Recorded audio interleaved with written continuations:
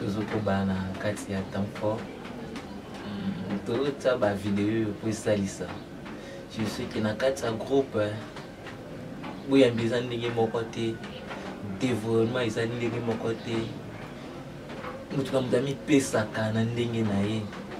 Alors video ezosalisa bato vraiment bamikotisi oyo balingi bamipesa ayebake na osambela boye naloba boye nazala boye. Donc bato wana tosala bon bavideo, c'est pas pour tout le monde, c'est pour les gens qui se donnent. Nayebi bien eza temps fort, des fois d'autres baza na bafatigue, d'autres baza na baraison ebele, mais eza na baoyo mpe basezisa opportunité. Donc il s'agit ya Nzambe aza komipesa. Voilà lelo tozolobela Marie Aurore du matin.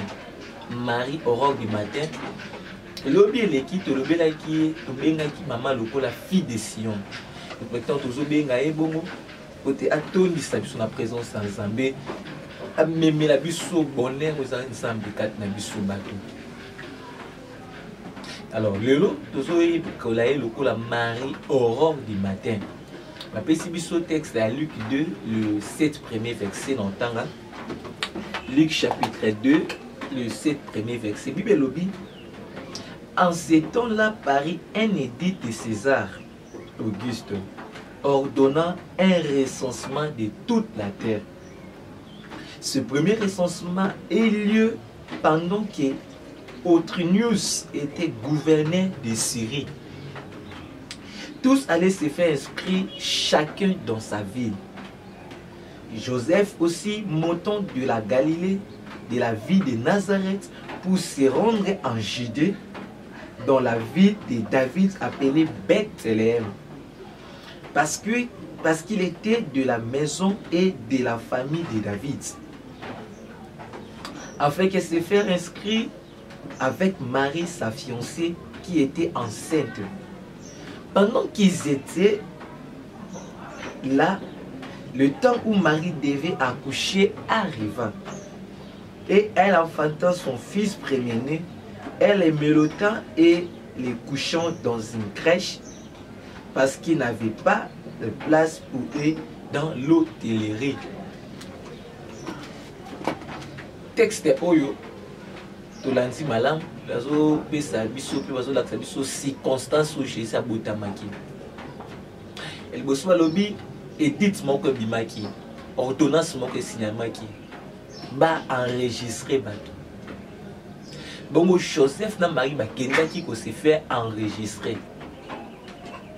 Baki ko se faire enregistrer na baptême parce que Joseph yazalaki moto na Bethléem, village des Zaki Bethléem. Marie azaki galiléen. Ce qui fait que le coup azaki époux na légal. Mobali na vraiment ou ezalaki connu depuis la fiançailles officielle. Ne akendaki ko s'enregistrer na mobali na ye selon législatif ya tangwana ya ba juif bake ko s'enregistrer na mboka David, parce que David yazaki ya famille ya Bethléem, tribu ya Bethléem ozaki ba descendance ya David. Voilà pourquoi même babengaka Jésus fils de David a hérité lokwana et pas père adoptif na ye ozaki Joseph, parce que Joseph azaki ya tribu ya Bethléem ozaki nini plutôt village à Bethléem, village à David, où Jésus le là, enfant adopté, c'est-à-dire David Azaki, plutôt Joseph Azaki, père adoptif à Jésus. Et comme les juifs bazalakana régime patriarcal, il s'agit que Jésus a appartenu à la lignée wana, Azaki lignée à Joseph, papa na et père adoptif na lignée à David. Donc Jésus par contre la carte sa descendance wana. Le tout c'était dans le plan de Dieu, parce que David nous a pas fait ça qui prophétie qui a pour faire en soi hier na trône na ye, c'est qui prophétie pour le que Dieu dit que là tu n'as qu'au mon continent trône, c'est-à-dire la nous là ça qui na descendance na ye mon continent kobima. Et on sait comment pour les juifs nous sommes doutaka na mission messianique il y a Christ, parce que pour comprendre le mystère oyoté il y a descendance, il y a Jésus comment à Isaac il y a lignée à David était à eux kokoma mutuna David na kati aligné ba David pour la nini au moment qu'aza pour appartenir la chair corps ya Marie eza galéen, parce que Marie azaki ne juif moko ya ba tribu kaka ya ba il y a 12 tribus d'Israël, ma fille d'Abraham, mais David aïe aligné naïe ko kitsa mo continent Zamba lobaki ou kitani na Joseph. Donc on va comprendre qui mystère wana te. C'était dans le plan de Dieu. Yango moni Nzambe moka lobaki na Joseph alobi ne crains pas de prendre Marie chez toi. A pessier Marie, a pessier moana pour na kobaki yamba bango et pas na yo. La zupe identité wana. Voilà, c'était une parenthèse pour la kobaki. Dans le cadre de l'Inonandé, le Jésus, fils de David.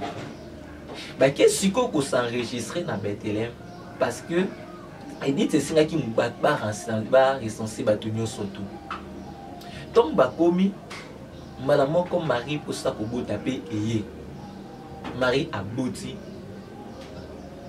Boutou ana to ki tongo ba veya ki tongo ana. Marie a bouti dans zone de lango. On trouve que Simba déjà puis à ma casse ça.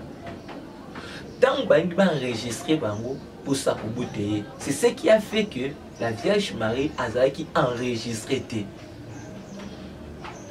Le col Azaki enregistré té et y ko épargner. Comment?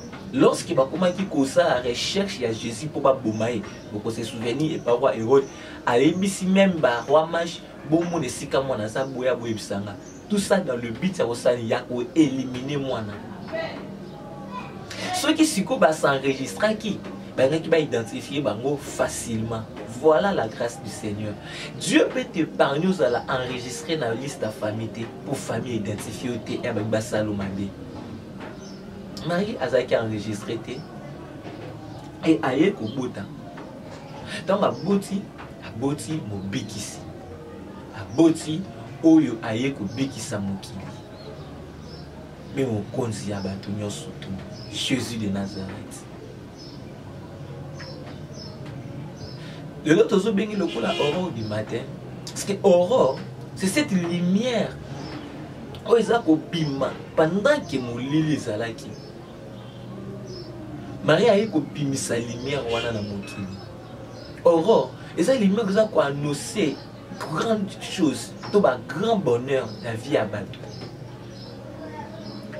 Donc Marie a eu quoi annoncer le quoi parce qu'à Boti Mobik ici on a 1 Jean chapitre 3 verset 8 Bible dit le fils de l'homme est apparu afin de détruire les œuvres du diable. Or l'aurore c'est la lumière qui met fin aux ténèbres. C'est-à-dire tant que tu as un tongo lumière ya kawana pote la et si ça boutou tout tu kozala né angwana aurore. Jésus étoile du matin comme Manatongo. Marie a eu quoi annoncer l'aurore du matin. Vierge Marie. Aïe quoi annoncer biso mobiki siona. Aïe comme même changement il y a temps. Aïe quand ça début à certaines choses. C'est ça même l'aurore, début de certaines choses, commencement de certaines choses. Yango moni dans Jean 2, Marie aïe ko tinda Jésus à ça la miracle. Na bosengi o asenga ki. Pour battre dans la bazangi vino.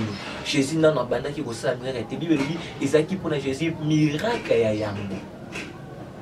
Marie aurore matin aye ko banda makambu moko ya sika na biso. Aye ko banda makambu ya bien. Aye ko lunga biso na kati ya molili akotisa biso na kati ya nini ya mwinda. Yango moni na kati ya kopele le lot comme aurore du matin, c'est aussi pour être triomphé. Plutôt en fait pour triompher du mal, pour triompher au milieu des épreuves. Au fond na kati ya ba milieu ya ba épreuve, au fond na kati ya ba milieu ya pasi, au fond na kati ya situation moko malamu te, Marie aye comme aurore ko lungola yo otakotisa yo na situation mususu. Voilà le lot de so bela et aurore kombo kitoko même, kombo kitoko kopesa même bana. Ni banu ba ka ko changement ya vie ya ba boti. Donc aurore du matin aïya kokotisa biso na kati ya triomphe wana na milieu ya ba épreuve tofandi na kati ya molili ya lokola mwinda wana bimisa biso na kati ya molili otakotisa biso siko na kati ya pole ya Nzambe. Voilà ndeko na ngai bela maman Marie lelo comme aurore du matin et na banza ete na grâce kosenga likamwa Nzambe komonisa. Amen.